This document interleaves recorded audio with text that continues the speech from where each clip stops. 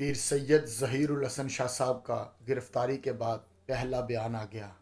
پیر سید ظہیر الحسن شاہ صاحب نے کہا میری گرفتاری کارقرآن کے اندر ایک روح پھونک دے گی اور کارقرآن کے جذبات کو مزید ابھارے گی۔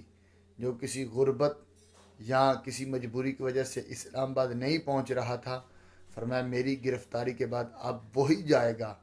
اور سعد حسین رضوی نے کہا ہماری یہ گرفتاریاں یہ کچھ نہیں ان کا بگاڑ سکتی، ہماری منزل فلسطین کے حق میں ریلی ہے اور فلسطین کی حمایت ہے اور غزہ کے شہید بچوں کی حمایت کے اندر یکجہتی کے لیے ہم انشاءاللہ اپنا لاہ عمل پیش کریں گے۔ اب ہمیں کوئی نہیں روک سکتا۔ انشاءاللہ 10 اکتوبر کو ہم ہر صورت میں فیض آباد تا امریکی سفارت خانے کے سامنے جو ہے نا ہم احتجاج کریں گے۔